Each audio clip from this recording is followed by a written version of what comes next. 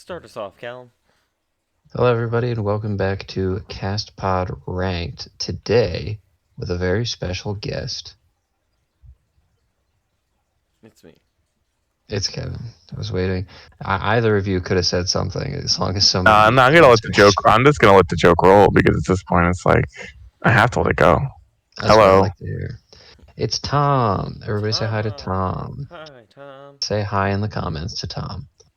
Hello. It's gonna be Tom. Tom is here as our expert Yes. today because we are ranking Godzilla monsters. I don't know. I don't think it's technically all. It's definitely not technically all, but we have a good assortment here.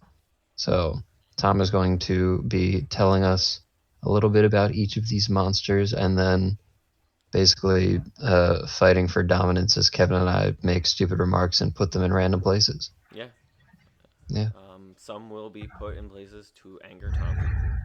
Just gonna say that right off the bat. I wouldn't do it otherwise. I wanna be angered. Exactly. And Calum and I also get one question each Yes. about each monster. For the whole episode. Oh, it'll be a quick episode. So hold on to that question. Yeah. I think first of all, let's go through our rank options here. Kevin, would you like to talk about them? All right. Top one is as always. Didn't even say that a full sentence. The CastPod choice. So if anyone's going to represent our brand, it's going to be this one, which is going to be made up of the tier below it, and we vote on who would be the best to represent our brand out of those ones at the end, because we got to establish where they are first. Exactly. All right. So that top tier just below CastPod's choice is God, because I mean it's a Godzilla tier list, so obviously, and yes, God Hyman Buster Tom is at the top, and then underneath that we have Kaiser. I had to add in the roll part for Kevin. Yes, because I was throwing a fit about the lack of the Kaiser roll being mentioned. Exactly, you have to show respect to the original Godzilla monster, the Kaiser roll. You know who's the real danger? Gluten. Now that would be a fight. Next, what do we have given? That is the king tier, so that's kind of our like meh tier. Yeah, slightly disrespectful to any of the kings on this list, but hey, we're probably going to disrespect them even more later on. Oh yes, we will.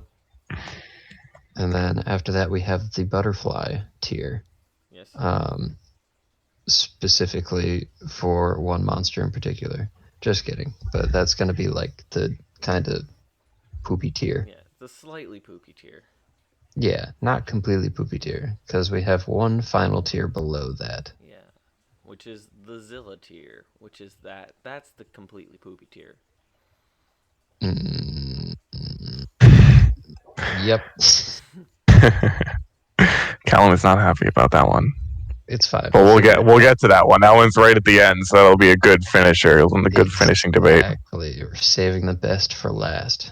So, without further ado, Tom, introduce us to our very first competitor here. Okay, so this is Anguirus. So Anguirus' first appearance was in Godzilla Raids Again, which was the first movie to follow the original Godzilla movie.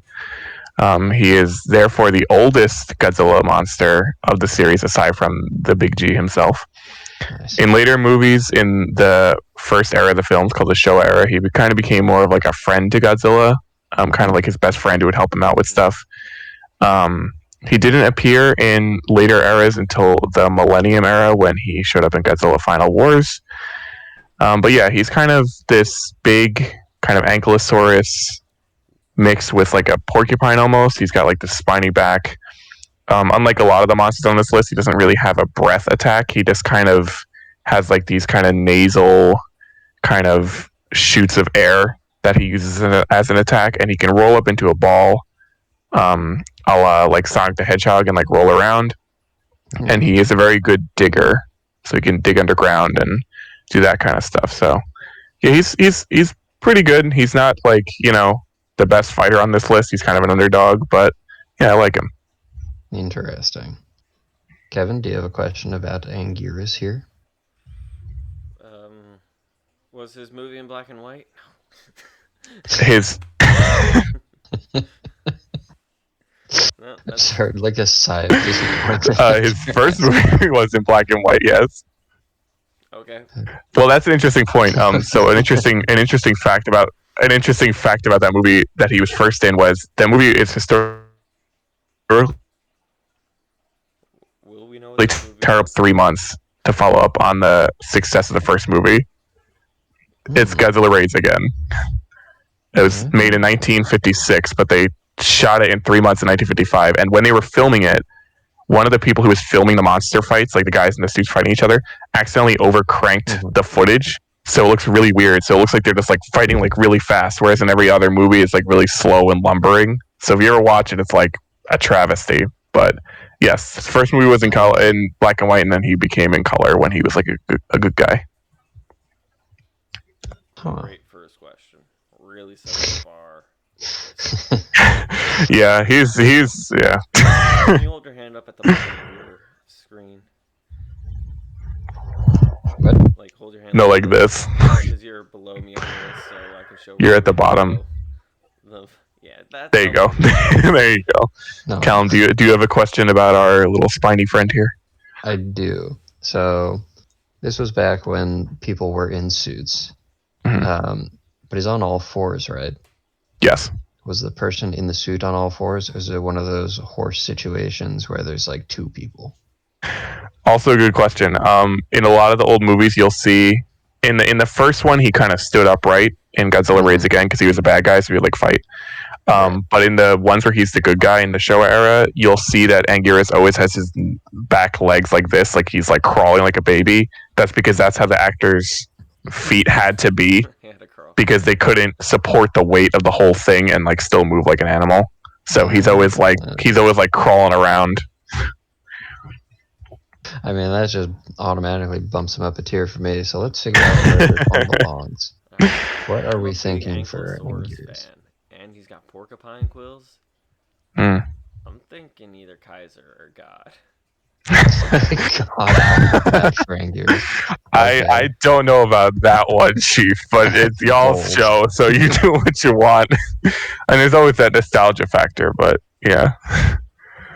I mean, I think we have to respect that he was, like the first to join Godzilla. That's true.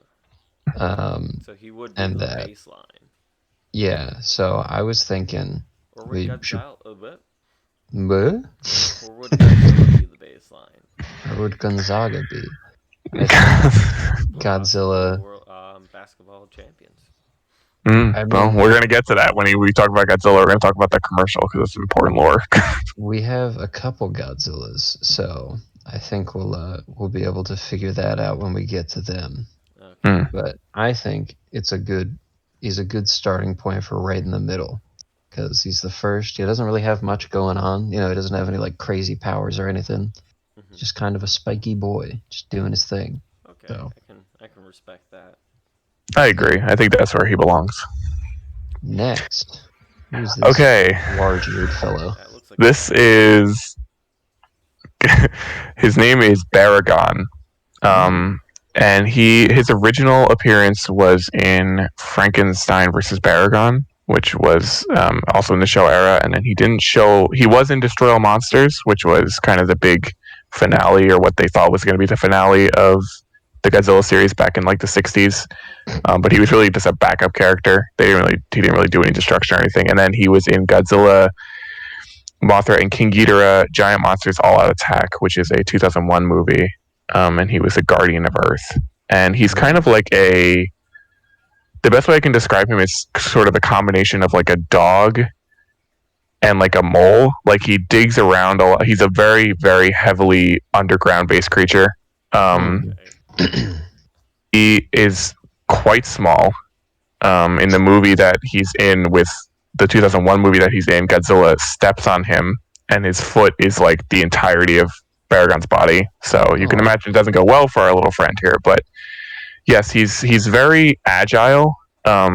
He's able to do flips in midair. He can launch himself. very far distances given his size and the fact that he's a giant monster. In the video games, he does have a slight breath attack, like kind of like a flamethrower spit. That's never shown in the movies, but it's not, even in the games, it's not very on par with everybody else's attacks. It's very like mediocre. That sounds like just video game. He needs to range attack. Yeah, and another fun fact is he eats horses. In Frankenstein versus Baragon, he does eat horses, which is interesting. But yeah, he's kind of a cool little dude. And yeah, that's kind of it. Interesting. Bangers here at the beginning, but got to get through them, I guess. Okay. I have a question. What's your question? Go ahead. Does he beat Frankenstein? No. Dang it. That movie's weird. Like, I haven't seen it all the way through, but basically it's like Frankenstein's monster is really like this kid who gets turned like this giant monster. They just call him kind of Frankenstein's monster. It's weird. Yeah. But yeah, Baragon looks a lot dopier than in this picture. This picture is from the 2001 movie. But in that older movie, his eyes are like all the way up here, and it's crazy. But Kevin, your question? So he's significantly smaller than Godzilla, but on a level playing field with Frankenstein?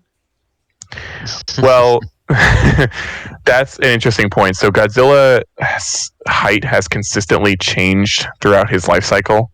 So in the Showa era, Godzilla was about 50 meters to like 70 meters tall. But in like the 2001 movie, he's like significantly larger.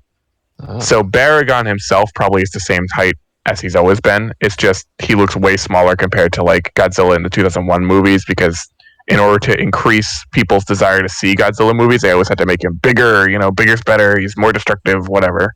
So. Right. Okay, but my question is, what is his height compared to Frankenstein? They're about equal. They're about equal, so probably like 60 meters tall. Like, this is like back in the 60s. Like, they, he was struck by lightning, so he grew to like 180 feet. It's really kind of. Yeah, and it's kind of weird because Frankenstein grows throughout the movie. So Baragon remains the same height, but Frankenstein continually grows until he's like this big giant monster. So. Okay. Interesting. Yes. All right, how are we feeling about Baragon then? And Tom, please feel free to input where you think Baragon belongs. I think he's I mean, he's kind of cute, but he's kind of like Anguirus without all the OG factor, Like, I would say Monarch or maybe King, but like if he's in King, he's at the end of King. But that's just mine. Monarch, because he loses to Frankenstein. I mean, come on. Yeah, he's a little dopey. That's really what did it for me. With a pair of scissors, he's very lovable, but that's kind of it. Poor guy. Like those big floppy ear things. He doesn't, like, in the movie, he doesn't one movie, like, in the final fight, he does, like, Mothra, like, kind of comes back, like Mothra does in most of her movies, but, like, Baragon just doesn't really even come back. He just, like, his spirit is, like, with them, but, like, he's just killed, like, halfway through the movie. Spoilers, 2001. And he is brutally killed, so if you're ever looking for a beatdown, you should look that up. Oh my god, poor Baragon. Literally gets point blank atomic breathed, so. Oh my god. Yeah, we'll get to another one that happened to later on. Yes, we will. Alright, next monster. This one looks a little more menacing. It certainly is. So this is Biollante. So Biollante is a monster that only appeared in one movie in the 90s era, so the Heisei era of Godzilla movies, actually the first one in that era. It is basically a giant Venus flytrap with the DNA of Godzilla. So the way that this kind of works is, in the storyline, this guy's daughter dies of like cancer, right? And in order to try and resurrect her, he's like a bioscientist, so he takes her DNA and he implants it into this rose to try and get it to like grow into her, I guess, or that like so that her brain is preserved. It's really weird. Biology, got it, yeah. And he combines it with Godzilla's cells because Godzilla's cells are known to mutate really, really fast. So he's thinking that it'll like help her grow. Unfortunately, it just becomes this giant rose with like teeth, which it really can't do anything. and then like Godzilla senses that and he comes to fight it. But then through being hit by Godzilla's radiation, it mutates further into its final form, which we see here, which is a kind of, I don't know, like, yeah, basically a Venus flytrap, but it has like these like very large tentacles with like little like biters on the end, and it's one of the most notoriously difficult to coordinate suits in the series because it required something like 8 different people to run it. They had wires going on it. It's a huge creature. Dang. I think aside from like legendary King Ghidorah, he might be the biggest. Just in height because he's so large, or she. It is one of the monsters is explicitly female. It was a girl, so its moves basically, it does a lot of burrowing attacks with its tentacles. It could also fire kind of a bio ray, so similar to Godzilla's atomic breath, but like green and like kind of bioluminescent. So it's very similar in his anatomy. It can regenerate. It also, similar to Godzilla, leaves like a wake of radioactive damage, and it causes kind of overgrowth in areas where it walks. So it's a very interesting and dangerous creature. It seems cool. Yes. Kevin, do you have a question? So I just want to get. This is just me trying to understand, and isn't the question. So the scientist's daughter was sick or dead, so he mixed her DNA with a rose. Yes. And then with a rose and Godzilla's DNA. Yep. Okay. So he tried to basically make a rose person. Didn't Correct. he successfully make a rose person? Well, funny enough, at the end of the movie, when Godzilla eventually kills Biollante, of course, kind of the particles of Biollante's DNA float into space because Godzilla destroyed it that badly. And as the particles are floating into space in the movie, you see an outline of his daughter's face in the particles as it goes into space. So I think like the whole point is that like she wanted to be set free from life, but he wanted to hold on. It was very weird. It's a very weird movie, but it actually, that's important to know because a later monster that we're going to get to is created specifically because those particles went into space. So continuity. Very few instances of that in this series.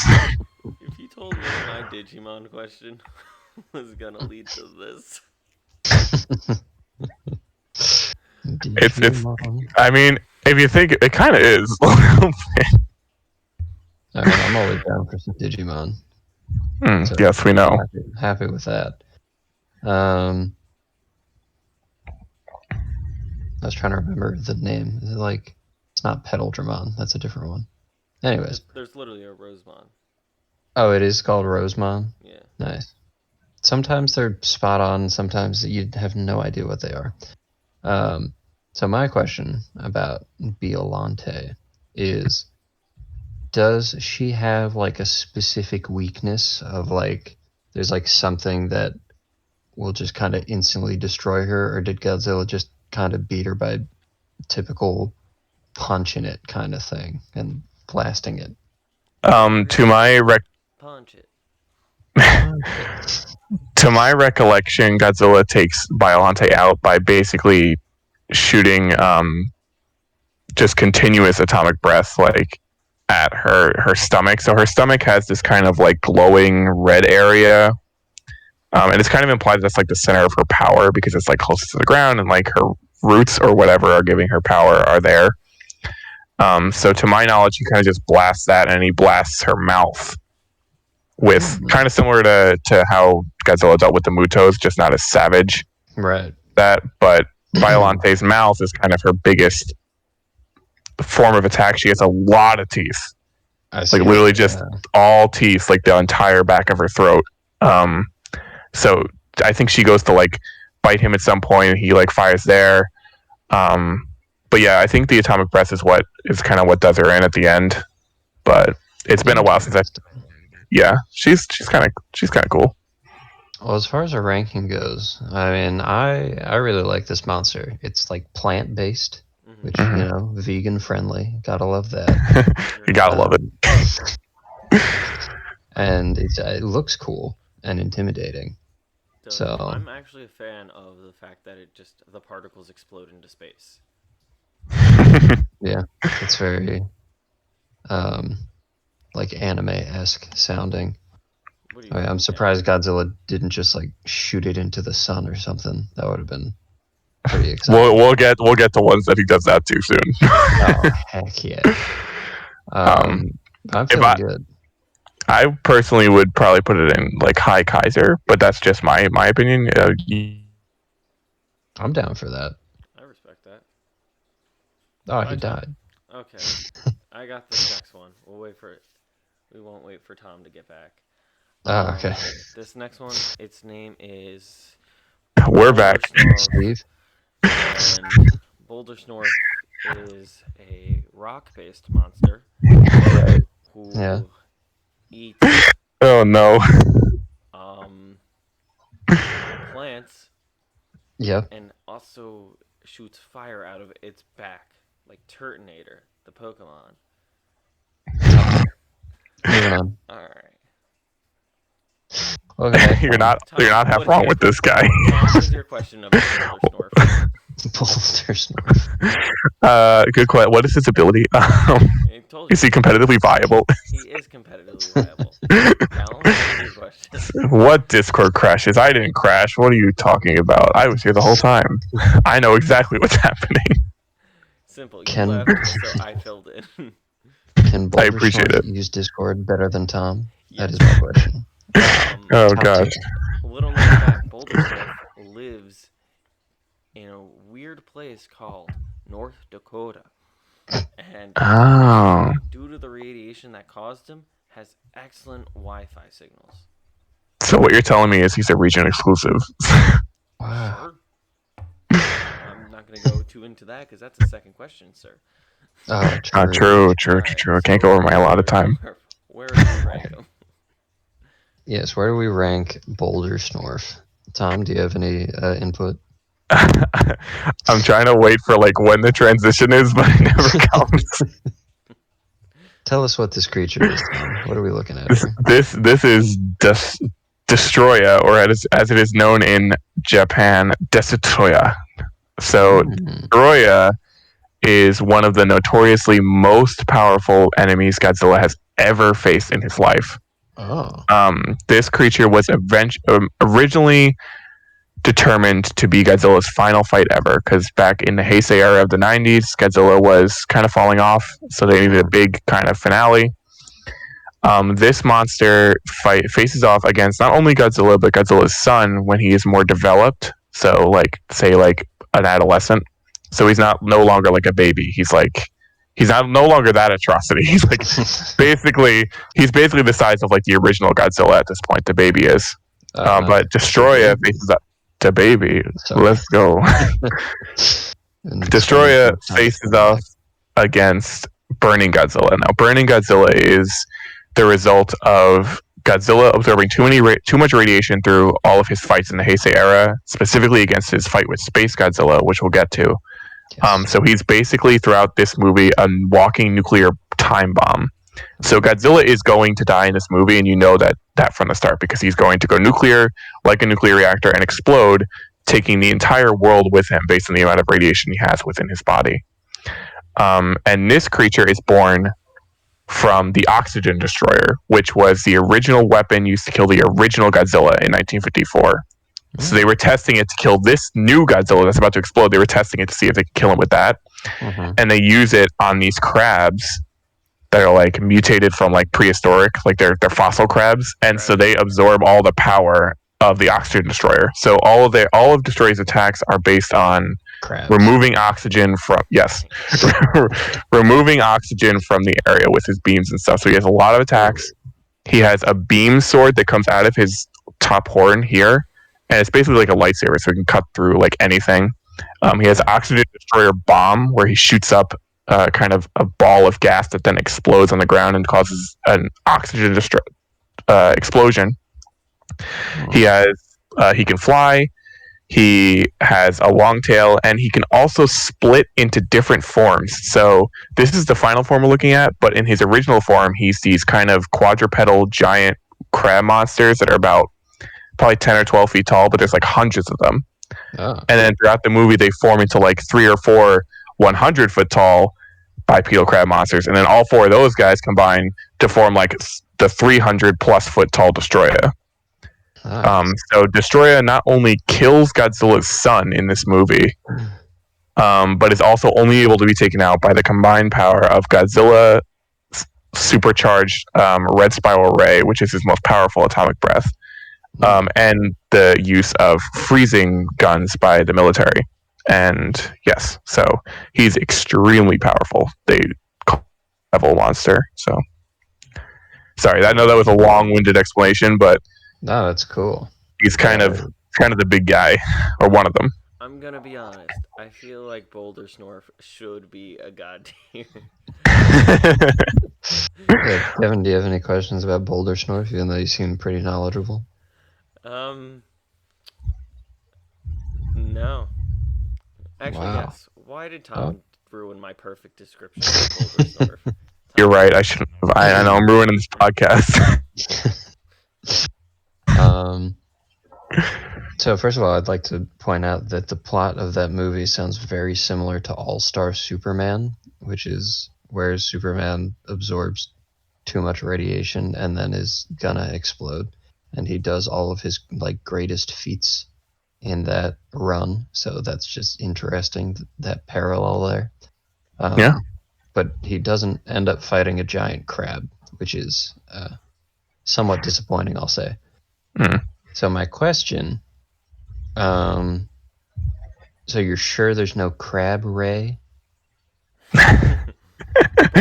I can tell you, he does have ray that he shoots out of his mouth and stuff, but they do not turn people into crabs, unfortunately. All right, moving on. he does eat people though. Like when he's in his 10-foot form, he does eat people. Yeah, I agree with that. I feel like this isn't even one worth discussing. I mean, the most powerful enemy, how can it not be? He's one of the most. I would say he's probably top 3. Yeah, so I think not much debate there. I mean, great design. Interesting. Yeah, he's pretty cool. Crabs, like when you break it down like that, it's like, oh, remember the strongest Godzilla monsters, like big crab? Like, looking at them like this, you don't really think big crab. No, it's deceptive. Like in the earlier forms, he kind of looks more crab-like because he's like got little 6 legs and he's got like these weird like jaw things. But this one's kind of more like demon-like almost, like something out of Doom or something. Yeah. Interesting. Well. Yeah. Speaking of crustaceans, shall I move on? Here we go. Here we go. Wait, I just realized something. If this is an alphabetical order, where's Batra? I was about to say, I said that to Kevin before we started, but Batra is missing from this list. No. Which is a shame because Batra is pretty cool. But what we can do is at the end, we can always discuss Batra at that point because Batra is sort of similar to Mothra. Yeah. So we can kind of talk about them in the same kind of go, if y'all are good with that. Wait, what about, is Gamera here? No. I think it's only Godzilla monsters here. I don't want to do this video anymore. Big turtle. Turtle's my favorite. All right, fine. On to the crab or whatever. Okay, so this is another crustacean monster, which is a lot less impressive than Destroyer. This is Ibira, Horror of the Deep, basically a big lobster. So Ibira was originally designed to be an enemy for Kong because back in the day, the third Godzilla movie ever created after Raids Again was King Kong versus Godzilla, which, adjusted for inflation, is still the movie that has made the most money because it was such a big thing, like for Japan versus America and all that stuff. So they thought they could get the rights to King Kong to do more movies. So they made this movie, which has Ibira Horror of the Deep, which is basically just a big lobster, and the giant condor, which we'll get to pretty soon. So all the monsters in this movie are very basic. Ibira doesn't have any powers. He just is a big lobster. In the movie, he resides on this island, and he can be scared away by this juice that's made with like these fruits on the island. So a bunch of these weird like Japanese Nazis like take it over and like enslave all the island people to make the juice. It's a very weird movie. And because of the fact that it was made for King Kong to fight, Godzilla really can't go all out here. So like there's a lot of weird moments. Like they kind of throw rocks at each other for a little bit. There is a fight scene in the water, which was a first for the genre, which is very interesting. But yeah, I mean, basically just lobster attacks. He snips you with his claws. He can hit you with his tail. I think he can cause like severe weather, to my knowledge, but that's kind of it. He doesn't have any like beams or anything like that. Does Godzilla eat him? He does take a bite out of him at one point, but he does not consume him, to my knowledge. Oh, dang it! Though he does look delicious. Another important thing I forgot to mention was he does show up again in Godzilla Final Wars in 2004, where he is once again swiftly taken care of by not even a monster, by humans with guns. Individual humans with guns. They shoot him with maser guns that these like mutant humans hold, and they break his claw off, and he faints. And then when he fights Godzilla later in the movie, they don't even show you him fighting him. He just flies out of the ocean because he's been defeated, and flies into another monster and pierces him with his claw because Godzilla launched him into him. So disrespect. Yeah, this guy kind of sucks. Kevin, question? Who would win in a fight? Him or the previous one that's totally bullish North, but not bullish? The Destroyer. Who is the king crustacean? It'd be pretty close. Could Ibira beat one of Destroyer's previous forms? I think so. 10-foot one. I think he could beat probably about 10 of the 10-foot ones. But again, this is also back in the Heisei era when the Showa era when he shows up. So he's kind of small compared to like, he's not small, but he's like, probably like 200 feet tall compared to like Destroyer, who's like well over 300. So. Small. All right. Well, what do we for Ibira? I mean, King Crustacea of the deep. That alone makes me think of Kaiser Deer. I mean, it's up to y'all. If I was doing a power ranking, I'd definitely put him in the bottom. But I think he's definitely in Zilla tier, or maybe the very end of Monarch. But that's up to you guys. I don't want to harsh your mojo. I'm thinking we might do our first Zilla here, just because when you get down to it, it is just a big lobster. Poor guy. I'm confused on why he's so low. I am as well. Don't worry, we'll fix it later. But for now, let's get to Catface Man. Oh boy, we got a real bunch of stinkers here. I'm sorry for this. This one looks like a weird, like, I found it at Party City mask. Yes, that's actually pretty accurate. So this is Gabara. So Gabara, The daughter. I don't even know how to describe him. He is in Godzilla's Revenge, which is a very weird movie. Mainly focusing on Godzilla's son and how he's in Godzilla's Revenge. Focusing on Godzilla's son and how Godzilla's son on Monster Island is getting bullied by Gabara. So Gabara doesn't really have any powers. He has this really weird cry that kind of sounds like a mix between a seagull and like a witch laughing. So he kind of just pushes like baby Godzilla around the whole time. I think he gets flipped by Godzilla, I know that. But yeah, this guy kind of like Godzilla grabs him by the tail and like throws him over and like into the ground. Okay. So how big is he compared to adult Godzilla? He's about the same size. So in that movie, about the same Godzilla. So in that movie, Son of Godzilla is like half the size of Godzilla. And he's like that. He's like the ugly version of Godzilla. The baby Godzilla's. So baby Godzilla in that movie, I don't think he has any breath powers. I think he has like little smoke rings that he can do. But yeah, Gabara just kind of bullies him. I can't remember. I think Gabara might have slight electrical powers, like little like shockies from like his antenna. But again, not very powerful at all. Gets immediately folded by Godzilla, and eventually even Son of Godzilla. To my knowledge, I've never watched the movie all the way through because it is very hard to watch because it is very bad. Mm. But seeing the clips of Gabara, I think he's only appeared in that movie. I can't remember if he's in any other movie after this. But yeah, he's kind of just got schoolyard bully. I would be surprised. Yes. Wow. Okay. Bully of Baby Godzilla. I feel like I don't even have a question. Actually, how much did it cost? I don't even know if I would have an answer. Do you know how much that cost to make a mask? That mask? I don't know. I think this guy might have been one of the ones that was reused from some other kaiju movies of the era. A lot of these older movies, they would reuse suits. So like even some of the old Godzilla suits, they would eventually bring into like Ultraman and just like add like a frill and be like, oh, this is Gabarisha, and it's like, no, that's Godzilla. It's just got a frill on it. So I can't imagine this was an original design. I'm sure that they took it from somewhere, or they just had it around. But yeah, this is unfortunately one of the ones I don't know too much about. What are you feeling, Calum?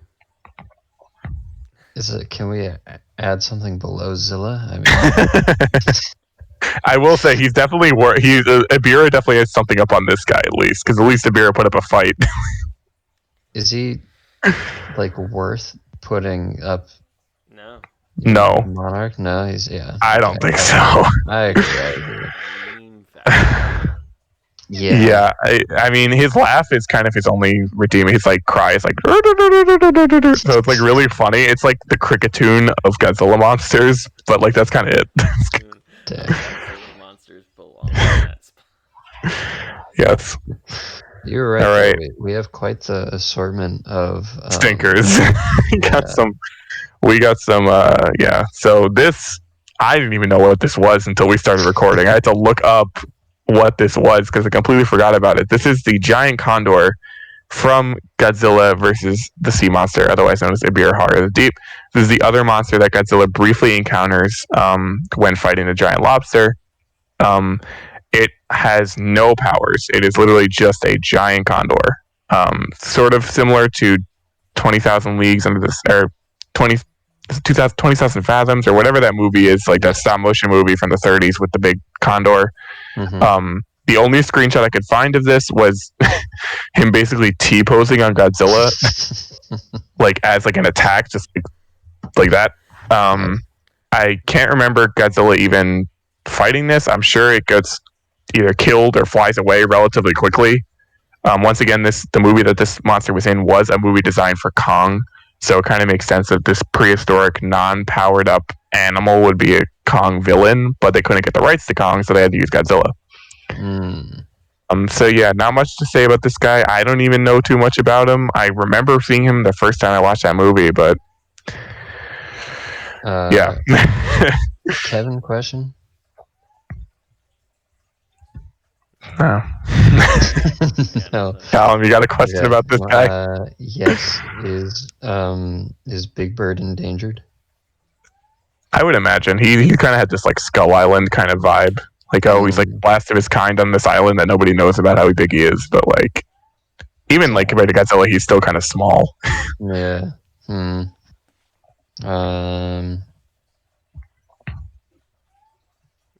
Yep. Moving. Is this next one an octopus? It is. This one is an octopus. This is the octopus from King Kong versus Godzilla from 1962. This monster attacks Kong when they wake him up on the island. They don't wake him up to fight Godzilla. He just wakes up. And yeah, Kong fights him. Fun fact, it was a real octopus in a lot of the scenes that they did this. And they actually ended up eating. They had 4 octopus that they used for filming the scene. They ended up releasing 3 of them, and the director of the movie ate the 4th one. When they have him, he basically attacks by like grabbing onto Kong's head, trying to strangle him. Of course, in those scenes, he's fake. He's not a real octopus. They only show him like crawling onto the set as a real octopus. Yeah, he's just a big octopus. No special powers. I don't think he even uses his ink or any sort of any squid-like or octopus-like attacks within the movie. He just kind of wraps himself on Kong, and then Kong kills him, and I think eats him, to my knowledge, or eats like a tentacle, kind of, which is something interesting that we'll talk about because in Kong Skull Island there's a reference to that. I was gonna say that was gonna be my question. Was didn't they remake this in Kong They Skull did. Island? They did. Yep. So it's a cool little reference for you. But yeah, just a big octopus. I hate how this is on here, but Batra isn't. But I'm just gonna keep my mouth shut about that. That is kind of funny. God tier. Yeah. yeah, definitely better than this. Let's roll Well, back I mean, a second. How smart is an octopus? Very. Based on taste alone, I feel like it's pretty high. Like the taste, like its taste. Lower for yes. Lower than Kaiser. Obviously. I mean, octopus, they're smart. I mean, how smart can this thing be if it goes up to a giant monkey and is like, "I'm gonna eat you"? Incredibly, he's got confidence. He does have confidence. I'll give him that. Maybe stupid confidence, but he's got confidence. And there was 4 of them. There it is. Woo! We should have named this normal animal tier, not Zilla tier. Zilla. I was thinking based on these guys, Zilla might not even be in the bottom tier because look what we have to compare to. That's what I'm liking. Okay, it's fine. We're getting into the good ones now, which is great. Should be higher. Okay. You can make an argument at the end for CastPod's choice if you so choose. But... There you go. No, we already have CastPod's choice picked. No. I think I know what it is. I think it has a theme song. We'll talk about that. Okay. I'll see my prediction. We'll see when my prediction is correct. All right. This next guy is a classic monster. This guy is cool. This is Gigan. So Gigan is basically an alien cyclops with a bird beak, kind of spines going down his head. He has a buzzsaw on his stomach, and he has these giant bird fins behind him. Yes, and his hands are scythes. In later iterations, this is the Showa era version we're looking at. In the Final Wars version of Gigan, he's much thinner. He has little saw blades that can shoot out of his shoulders. And he has the ability to shoot both Gigants have the ability to shoot a concentrated red eye beam, a photon laser from that eye. And they can even shoot it as like a kind of short-range explosion. And then in the later movie, Gigan gets destroyed by Godzilla and then rebuilt because he's a cyborg alien. He gets rebuilt with chainsaw hands. So he has dual chainsaw hands like this. And he can fly. He has a very dangerous tail as well. And yeah, he comes from space. He's teamed up with Megalon and King Ghidorah in the past, and he's been in 2 movies in the Showa era, Godzilla vs. Megalon and Godzilla vs. Gigan, and he was in Godzilla Final Wars in 2004. He's got quite the resume. Also, my mom's favorite one. Very important to note. God, one for Mom, Tom. One for Mom. He had psi hands. He needed new hands. He got chainsaw hands. How cool is that? He is pretty cool. Blades, laser beam. He's like Cyclops from the X-Men. He was also in the movie that in Godzilla vs. Gigan. It was like the notoriously most bloody movie that had ever come out from that era because like there's visceral scenes of like Gigan just grabbing Godzilla and just pulling him onto his buzzsaw on his stomach and just cutting him to shreds. Whoa. So pretty cool. Do you guys have any questions about Gigan? No. Okay. You told me everything. Calum, do you have a question about Gigan? Is he the inspiration for Scyther and then Scizor and Mega Scizor? I always thought that when I was a kid. Because you would like a normal praying mantis doesn't have psi hands. The psi hands is what makes me think that there was some inspiration drawn from that. You know, so that's a possibility. Because then Mega Scizor, first of all, Scizor is then a steel type, and then Mega Scizor gets chainsaw hands. Yeah, that's exactly right. I named my Scizor Gigan in Pokemon X, I think, or Pokemon Y, I think, because of that fact. Yeah, that just makes sense. Pretty cool. Pretty cool guy. Well, I think we can just skip over these few. We might as well get to this one down here. Where would we put this guy? Okay, so Who's this is Godzilla Jr. So remember when I was talking to you about Destroya and how he kills Godzilla Jr.? This is that Godzilla Jr. So this is the baby Godzilla from the Heisei era of Godzilla movies, so the '90s version. Not that one. That one is from that one's from the '50s and '60s. But this one is the one that eventually becomes the Millennium Godzilla. So that's the Godzilla that fights off in like Godzilla 2000 and Godzilla versus Megaguirus and that kind of stuff. Nice. So there's a little continuity there. This one, he only in this form, like this development stage, he only shows up at Godzilla vs. Destroya. He puts up a little bit of a fight. He has, of course, the atomic breath, not as powerful as his dad's. He has a telepathic connection with a psychic in Japan, so she can kind of communicate with him and to an extent control him where he goes to like keep him out of trouble. This character first appeared in Godzilla vs. Mechagodzilla 2, reappeared in Godzilla vs. Space Godzilla, and then finished his Heisei era debut in Godzilla vs. Destroya. He is killed by Destroya in that movie, but then before the real Godzilla's like the burning Godzilla explosion where he dies, he passes off some energy to his son so that he can be revived, and then the final shot of that movie is that Godzilla then like roaring and showing that he's like Godzilla will live on, that kind of stuff. So yeah, he's kind of small. He's like probably like 150 feet. Like he's a baby, but he's like not baby Godzilla. Like he's still formidable. He's still a threat, but he's like small. He's like a little small guy. He looks much better than other baby Godzilla. I agree. So, Millennial Godzilla, what is his favorite trend that he's a part of? So, good question. So, Millennium Godzilla, this one ends up having red breath for some of the movies instead of blue breath. And he's also like shorter overall than like the Heisei Godzilla. So, like Heisei Godzilla is like well over 300 feet. The Millennium Godzilla, I think, goes down to like 200 feet. So all of his monsters that he fights in that series are like smaller in comparison. He has larger spikes. He's greener, and he's more like reptilian in nature, as opposed to like upright and like almost bear-like in his face, like the '90s Godzilla is. I've heard that Millennial Godzilla lives in a small house, is not planning on having children, and wears glasses just because they're cool looking, not because he needs them. Is this true? Yes. He also has ironic on ironic t-shirts. Is he the Cash Money one? Oh, one of the classes should have been Cash Money. You're right. Oh, dang. Missed opportunity. Wow. It's funny, I had the idea last night when I was thinking about this. That's not very Cash Money of you. Well, can we bring the Zilla tier into that? Yes. Okay. I'll do it right now. Do it live.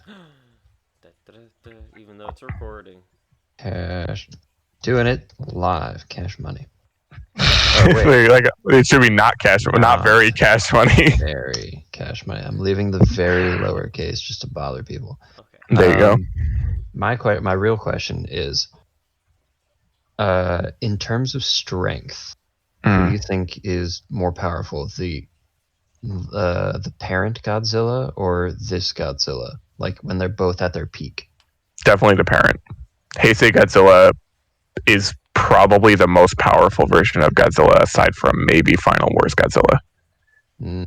Where would that rank with the more recent Godzillas? The current Godzilla. That's tough. I think Heisei Godzilla is more powerful than original Legendary Godzilla, but after Legendary Godzilla gets the boost in 2019 from the nuke and like becomes like supercharged, that's tough. That's really tough. That's a difficult one to place. And of course, like they have the anime trilogy where the Godzilla's like 3,000 feet tall, so obviously it doesn't count. But like, yeah, Heisei Godzilla for the longest time was like the most powerful that the creature could be. So definitely more. This one's definitely weaker in potential than his father. Well, I think it's disrespectful, even though it is technically like baby Godzilla. But it eventually grows into its own Godzilla. to put it anywhere like in these lower tiers. But what do you think, Tom, as far as like what we currently have here? If we're taking into account his future as Millennium Godzilla, I'd probably put him in Kaiser. I was But feeling that. if we're just talking about him in this movie where the picture is shown, he'd be king. I would But say this is knowing what his character as a potential whole. is, I would say we should look at as a whole. Yeah. What did you say, Kevin? I was saying like this should be the character as a whole because Yeah. there's only so many pictures you can put in. Yeah, true. Exactly. There are All lists right. of Nice. every character from every movie. That's not fun. That was too many. Okay, so this is an interesting one. So this is, of course, Well, Godzilla, but hang this is on. the only Godzilla. What? Before you get further into that, I think this is a perfect place to end for part 1. Good idea. Dun-dun-dun. And you can hear more about this Godzilla in the next one. So make sure to like and subscribe and comment and follow on Twitter and follow our Twitch streams and follow me home. And make sure you see this next episode when it comes out. Next week. Next Yeah. week. Yeah. We'll all be waiting that entire week. Not even So- moving. So please be there. I'm gonna I'm get so fired. hungry. Until next time.